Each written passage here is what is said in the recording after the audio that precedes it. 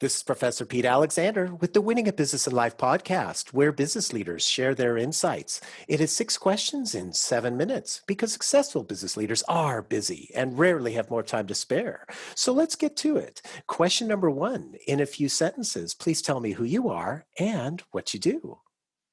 I am Anne-Lise, the untherapist. I am an emotional literacy educator. That's always a mouthful to say. And I teach people how to understand themselves and others better. Annalisa, it's so great to have you on the show. Question number 2, what is something that makes you smile and or laugh about working in your industry? Well, I guess my industry is kind of self-help with help. And I would say what makes me smile is when people get it. They have that learning epiphany where maybe they were in a really difficult business partnership with someone, and I help them understand how that partner ticks and what they can do to communicate better. And all of a sudden it goes from impossible to completely understandable. And that moment makes me so happy and gives me chills. I get chills right now just talking about it.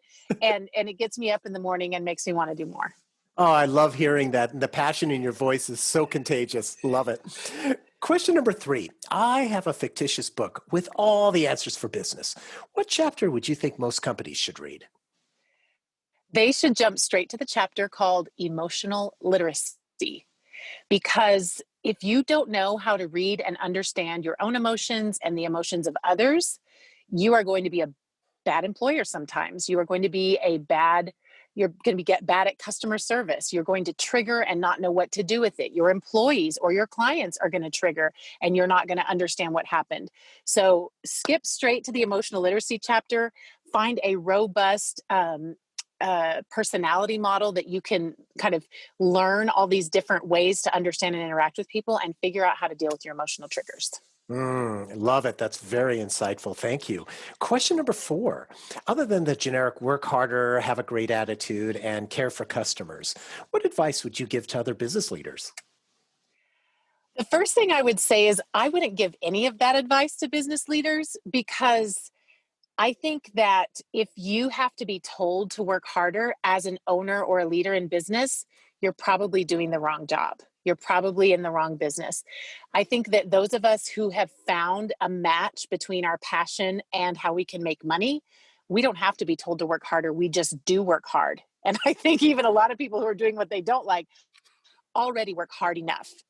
And I think the attitude comes with loving what you do. And I think what was the other thing in the attitude and taking good care of your customers. Again, if you love what you're doing, that is naturally going to happen. You're going to want to take care of them. So I think the advice I would give instead of those would be make sure that you love what you're doing. We get one life, and it's so very critical to spend that life meaningfully.